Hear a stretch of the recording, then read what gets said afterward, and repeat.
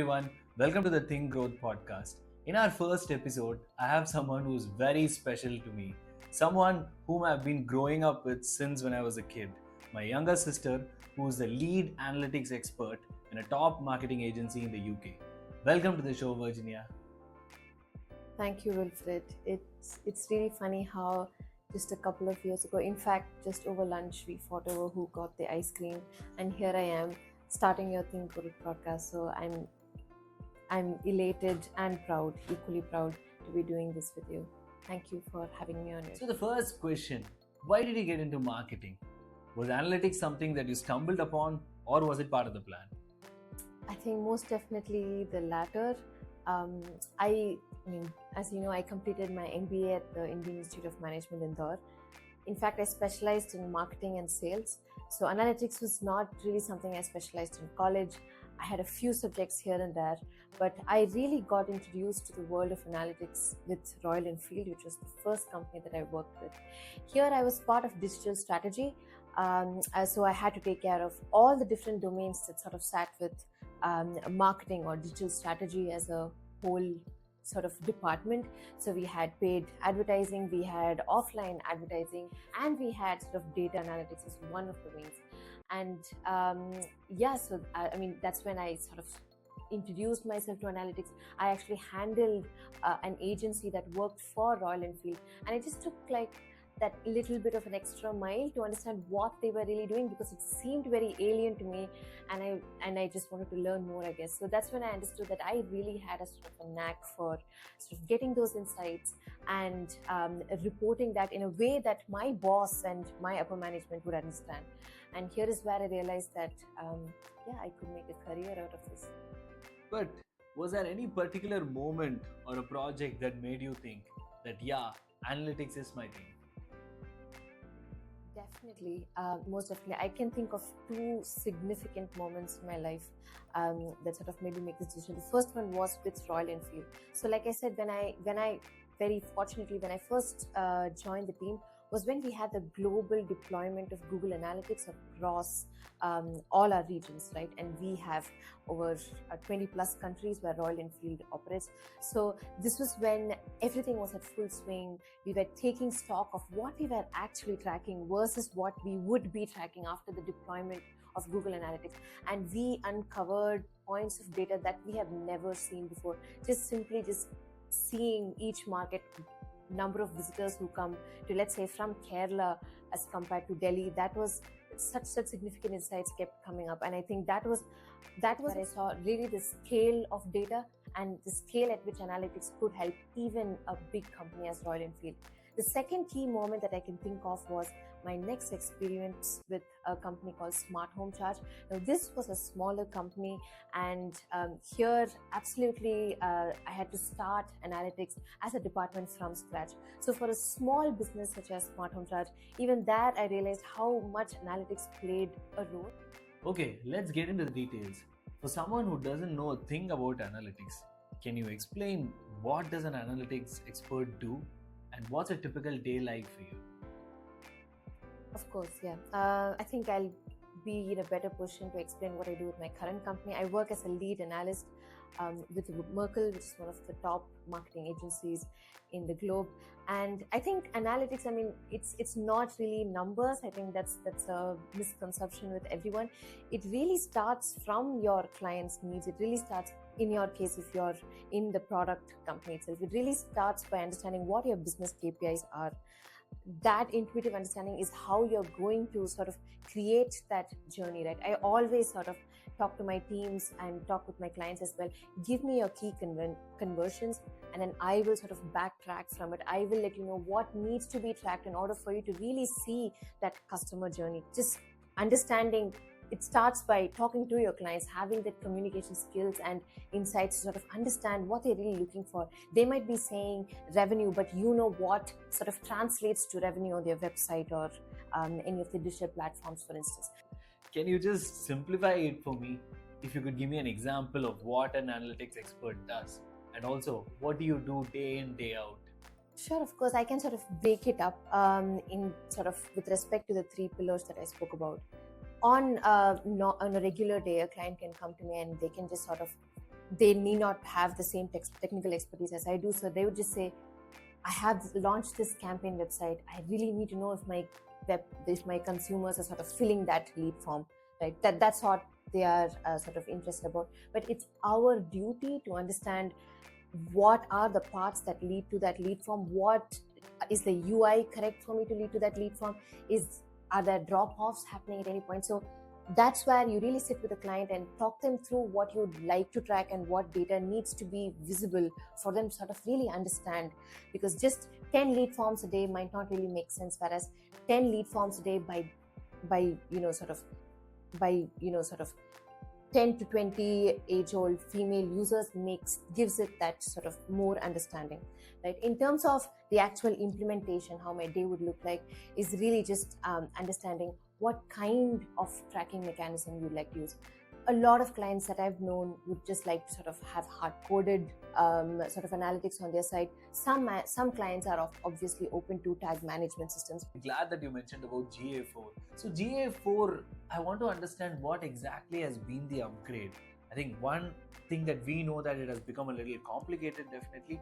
But what is the change from Universal Analytics to GA4 now?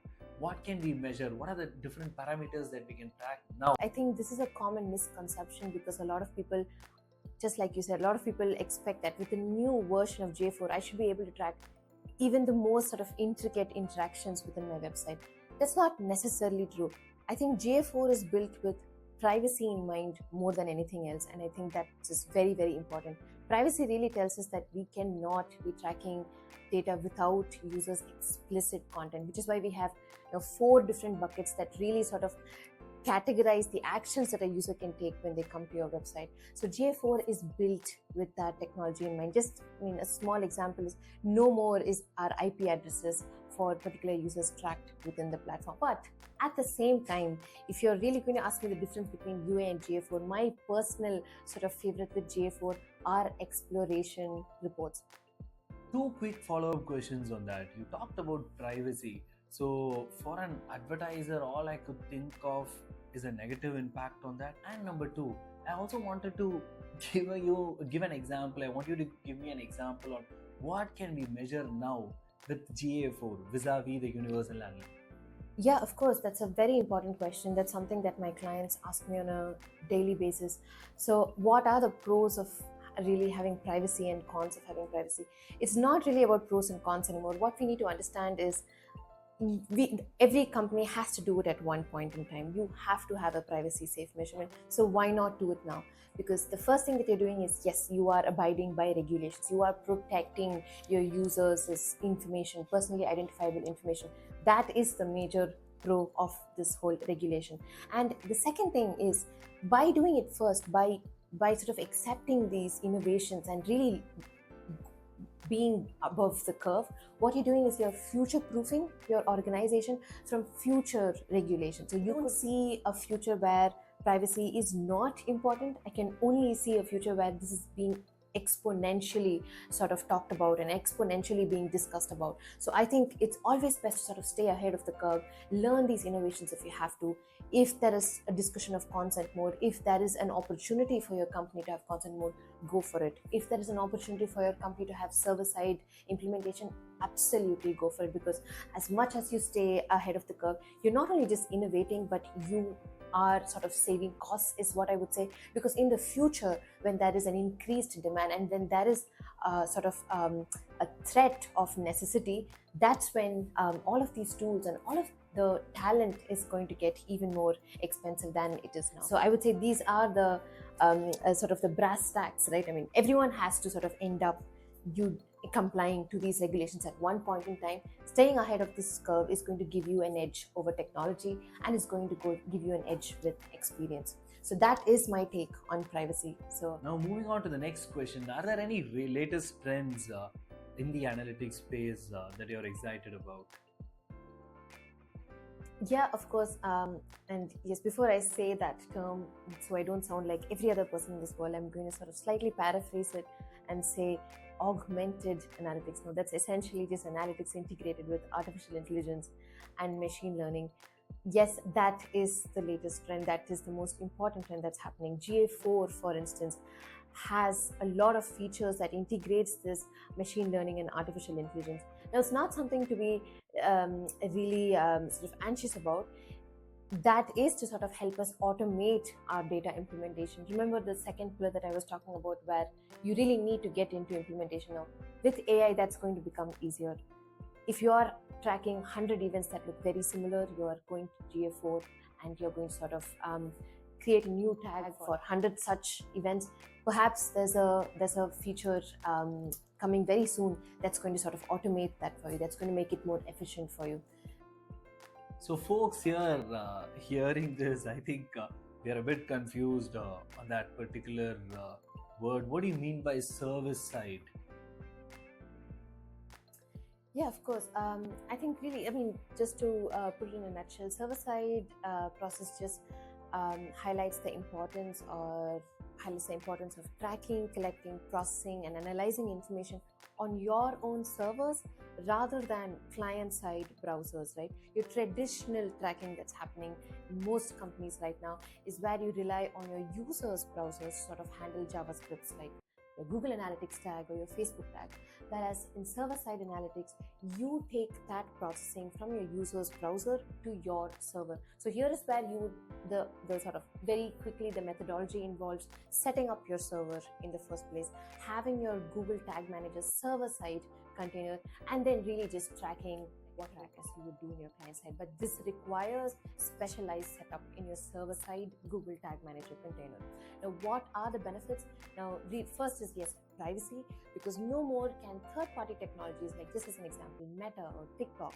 Now, this is not being installed directly in your user's browser, right? It's with your own server. So you decide what information you would like to send to these third-party. I think I want to establish this, that we do love Google, but we recommend our clients on how best we could optimize the ads and etc., how to measure few things, what's good about Google, or what are some of the features that you need to use, being a little cautious, not getting to complete smart optimizations and etc.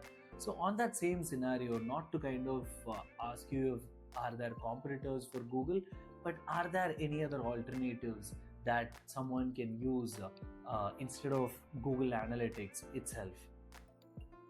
Of course. No, that's a great question. There are several competitors out there for Google right now, but I think two main platforms that I can think of right at the top of my head, and something that I have a bit of knowledge upon, is Adobe Analytics and Hotjar. I would say Adobe Analytics is suited for, it is a large enterprise analytics tool, right? It's suited for large businesses. This has a steep learning curve. This has higher costs, but at the same time, the output is going to be increased sort of flexibility and sort of capability in reporting. The data insights that you're going to get are super complex, something that GA4 may not really be able to track.